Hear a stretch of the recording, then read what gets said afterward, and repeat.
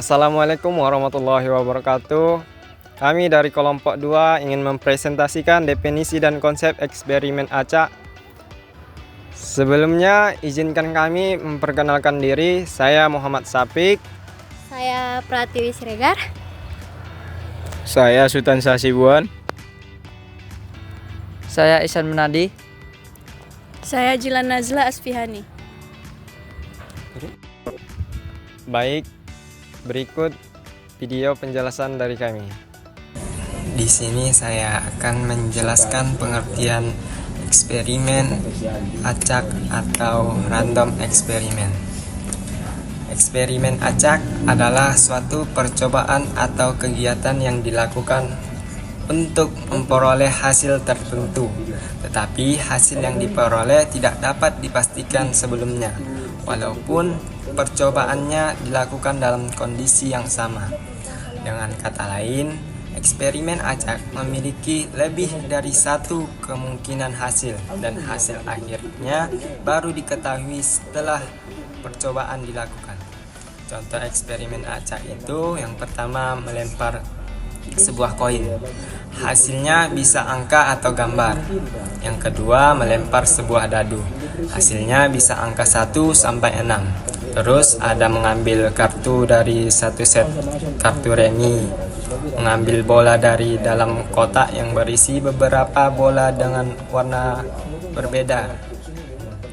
Dalam teori probabilitas, eksperimen acak menjadi dasar untuk mempelajari kemungkinan terjadinya suatu peristiwa. Selanjutnya akan dijelaskan teman saya. Baik, di sini saya akan menjelaskan tentang ruang sampel atau sample space. Nah, jadi sample space ini adalah semua hasil yang dapat terjadi dari sebuah eksperimen acak. Biasanya sample space ini dilambangkan dengan huruf S. Sebagai contoh, kita menggunakan eksperimen dadu. Hasil dari dadu yang dilemparkan adalah 1, 2, 3, 4, 5, dan 6. Maka hasilnya S sama dengan 1, 2, 3, 4, 5, dan 6. Kemudian saya juga akan membahas tentang kejadian atau peristiwa. Nah, jadi kejadian atau peristiwa ini merupakan bagian dari sample space yang merupakan hasil dari sebuah eksperimen. Sebagai contoh eksperimen dadu tadi, sample space S sama dengan 1, 2, 3, 4, 5, dan 6. Jika kejadian A adalah muncul genap, maka A sama dengan 2, 4, dan 6. Nah, kalau kejadian B yang muncul adalah ganjil, maka B sama dengan 1, 3, dan 5. Baik, di sini saya akan menjelaskan nomor 4, kejadian saling lepas atau mutually exclusive events. Pengertian kejadian saling lepas adalah dua kejadian yang tidak dapat terjadi secara bersamaan dalam satu percobaan. Artinya, jika salah satu kejadian terjadi, maka kejadian lainnya tidak mungkin terjadi pada saat yang sama. Secara sistematis, A irisan B sama dengan himpunan kosong, artinya tidak ada angkota yang sama antara kejadian A dan B. Contoh eksperimen melempar satu dadu. Misalkan A sama dengan kejadian muncul angka genap 2, 4, 6. B sama dengan kejadian muncul angka ganjil 1, 3, 5. Dan A dan B tidak memiliki anggota yang sama, sehingga A irisan B sama dengan himpunan kosong, maka A dan B disebut kejadian saling lepas. Contoh lain, mendapat angka 3 dan mendapatkan angka 5. Kedua kejadian tersebut tidak mungkin terjadi sekaligus dalam satu lemparan dadu. Kejadian saling bebas atau independent events. Yang dimaksud dengan kejadian saling bebas adalah dua kejadian di mana terjadinya satu kejadian tidak mempengaruhi kemungkinan terjadinya kejadian yang lain. Artinya itu hasil dari kejadian pertama tidak berpengaruh terhadap kejadian berikutnya. Lalu secara matematis juga kejadian saling bebas dituliskan dengan rumus PA irisan B sama dengan PA dikali PB. Contoh yang pertama itu kita melakukan dua eksperimen, yaitu melempar koin dan melempar dadu. Misalkan A muncul gambar pada koin dan B adalah muncul angka 4 pada dadu. Hasil dari koin tidak mempengaruhi hasil dari dadu itu.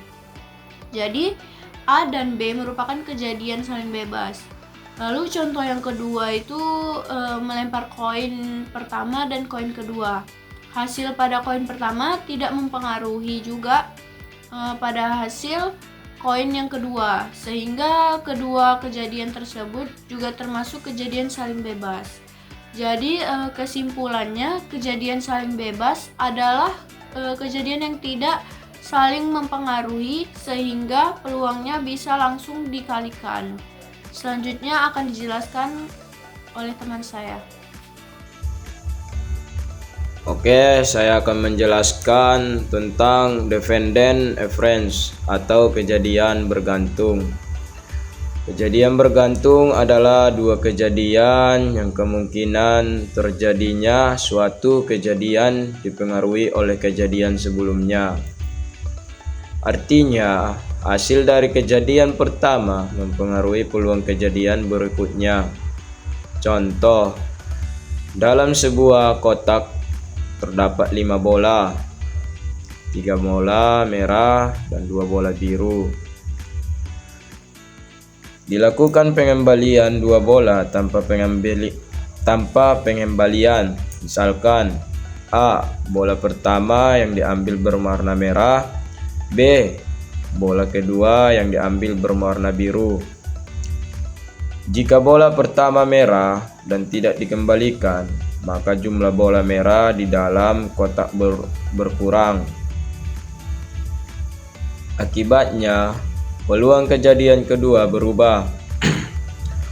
Karena itu, A dan B disebut kejadian bergantung. Sekian dari saya kembalikan ke moderator. Kesimpulan, eksperimen acak merupakan percobaan yang hasilnya tidak dapat dipastikan sebelumnya dan memiliki beberapa kemungkinan hasil.